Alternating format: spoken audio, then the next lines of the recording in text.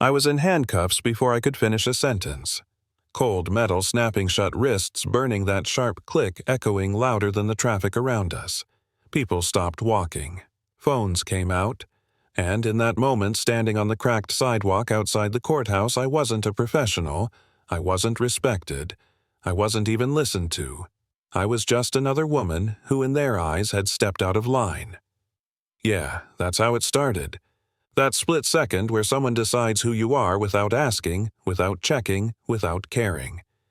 And once they decide, everything after that feels inevitable. It was early, just after 8, one of those muggy southern mornings where the air sticks to your skin and your patience wears thin fast. I'd taken a rideshare because my old car had died again 3 blocks from the courthouse, the driver apologizing like it was his fault. I remember thinking of all days it had to be today. Inside that building was a case everyone in the city was watching, a messy, high-stakes case involving police conduct and a young man who never should have ended up in the ground. I'd been preparing for weeks.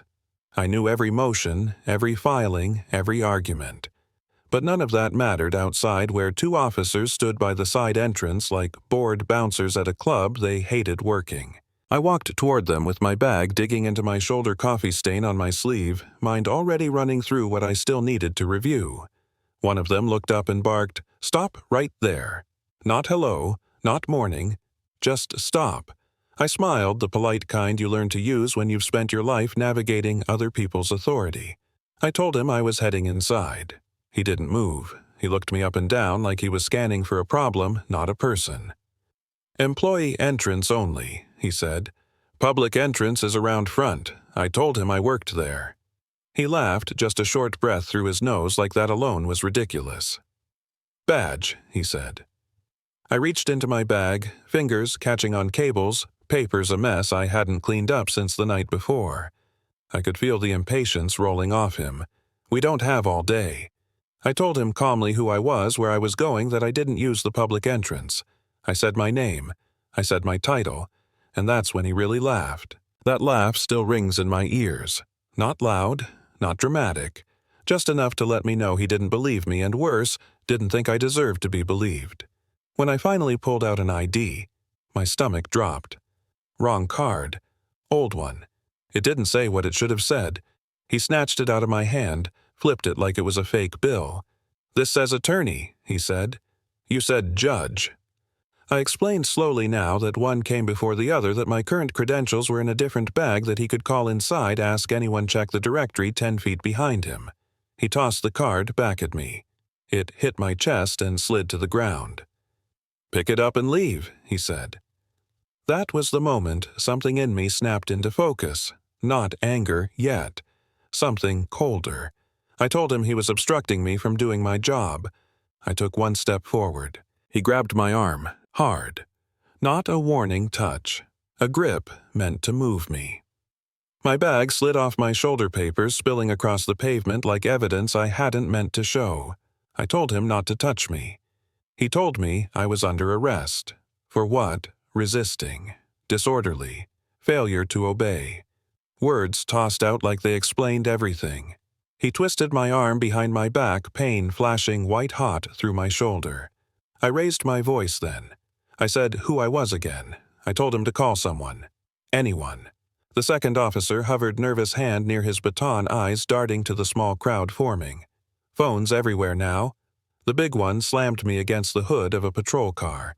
The heat burned through my blouse. Then the cuffs. Click, click, too tight. I remember thinking how many times I'd heard that sound from the other side, how final it always seemed. They said they were taking me to holding, not the station. Holding. Inside. And when I heard which holding area, something strange happened. The panic faded. A calm settled in sharp and clear. The holding room connected directly to the courtroom I was supposed to preside over that morning. They were taking me exactly where I needed to be. I stopped resisting. I told them fine, let's go. They dragged me inside. One shoe slipped off somewhere along the way. I didn't ask for it back. I kept my head up. I walked unevenly, surrounded by men who thought they were cleaning up a mess. Inside, an older security guard recognized me immediately. His face went pale. He hesitated. Our eyes met. I shook my head just slightly. Let them. Let them finish what they started. They pushed me into the holding room, a concrete box with a bench and a toilet, and left me there like discarded property. As soon as their footsteps faded, I stood up and turned to the other door, the one that led straight into the courtroom. I tested the handle. Unlocked. Session hours. Of course it was.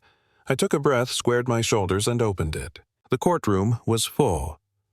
Reporters, lawyers, families, the low buzz of anticipation right before something important starts.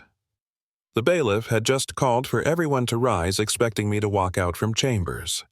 Instead, the holding door opened.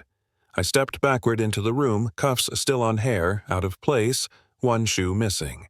The sound the room made all at once, that collective gasp, it sucked the air right out. Cameras flashed. The bailiff's jaw dropped. Someone whispered my name like they'd seen a ghost. I spoke calmly. I said I appeared to have been detained. The bailiff rushed toward me, keys already out. I told him no. Leave them on. I stood there in front of everyone and said we had a preliminary matter to address. I ordered the 2 officers brought into the courtroom. I told the bailiff not to explain why.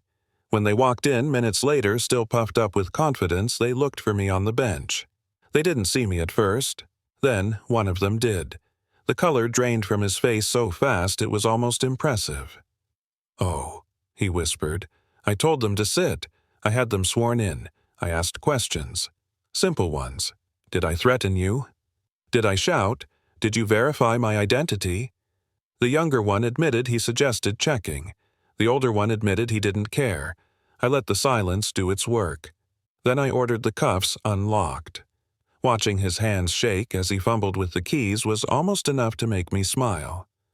Almost. When the actual case came up, the fallout hit immediately. The arresting officer's credibility was gone. The prosecution knew it. The defense pounced. The law did what the law is supposed to do when truth matters more than ego. The case collapsed. The gavel came down. The room erupted. And outside those walls, the video spread like wildfire. Careers ended. Lawsuits followed. I didn't celebrate. I didn't need to. Time did the rest.